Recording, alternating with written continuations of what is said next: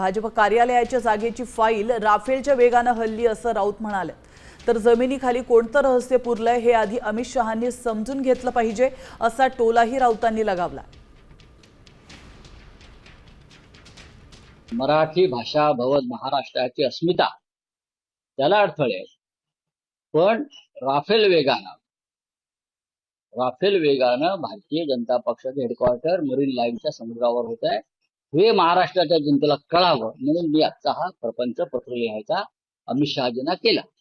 अमित शहाजी मोठे नेते, त्यांचं इंटेलिजन्स फार ताकदीचं आहे, तर त्यांनी या फाईलचा सुद्धा अभ्यास करावा आणि अशाच प्रकारच्या वेगवान फाईली जनतेच्या हिताच्या दृष्टीने ज्या पडून आहेत, सामान्य शेतकऱ्यांच्या दृष्टीने पडून आहेत, त्यांनाही त्याच वेगाने न्याय द्यावा। अमित शहा अत्यंत प्रामाणिक माणूस आहे, बरं का, अत्यंत प्रामाणिक। त्याला जमले नाही असं लोक त्यांचे भक्त म्हणतात, म्हणून मी त्यांना कळवलं की बघा, तुम्ही जी कुदळ मारताय त्याचं रहस्य ते समजून घ्या। संपूर्ण माहिती मी त्यांना पाठवली आहे। मला खात्री आहे ते सक्षम गृहमंत्री आहेत। आपण ज्या जमिनीवर भूमिपूजनाची कुदळ मारतो आहोत त्या जमिनीखाली कोणतं रहस्य आहे महाराष्ट्रातल्या भाजपच्या नेत्यांनी पुरलेलं, त्याचा त्यांना अभ्यास करावा, एवढीच माझी एक भूमिका आहे। तर संजय राऊतांनी अमित शहांना लिहिलेल्या पत्रात काय म्हटलंय आपण पाहूया।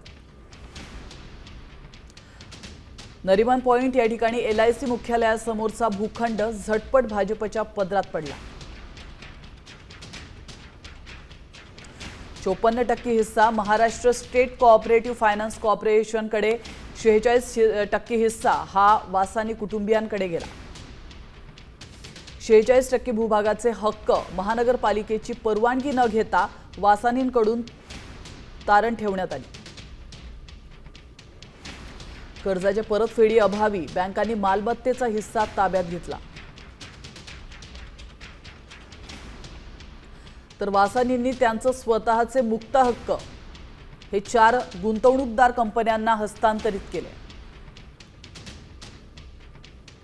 4 गुंतवणूकदार कंपन्यांनी परस्पर बँकांकडे मालमत्ता गहाण ठेवून अटींचा भंग केल्याचं महानगरपालिकेला आढळलं। 2025 मध्ये यात अचानक एकनाथ रिअल्टर्सची एंट्री झाली। एकनाथ रिअल्टर्सचा गहाण भूखंड हस्तांतरणासाठी 1 एप्रिल 2025 ला अर्ज आणि 4 एप्रिल 2025 ला मंजूर झाला। महाराष्ट्र स्टेट कोऑपरेटिव्ह कॉर्पोरेशनकडून महानगरपालिकेच्या ताब्यात घेतलेली 54% जागा ही लीजवर देण्यास तात्काळ मंजुरी मिळाली। 21 कोटी 25 लाख अधिमूल्य भरून ही जागा एकनाथ रिअल्टर्सकडून ताब्यात घेण्यात आली। 21 मे 2025 ला अर्ज करून भूखंड भाजप प्रदेश मुख्यालयाकडे हस्तांतरित करण्याचा प्रस्ताव ठेवण्यात आला। अर्जाला दुसऱ्याच दिवशी 22 मे 2025 ला महानगरपालिका उपायुक्तांची मंजुरी मिळाली। 21 मे 2025 ला मक्ता हक्काचं हस्तांतरण पूर्ण झालं आणि भाजपनं 8 कोटी 11 लाखांचं हस्तांतरण शुल्क भरलं। आता isakal.com आहे देशातील नंबर 1 ची मराठी न्यूज वेबसाईट। प्रत्येक अपडेटसाठी isakal.com ला नक्की भेट द्या।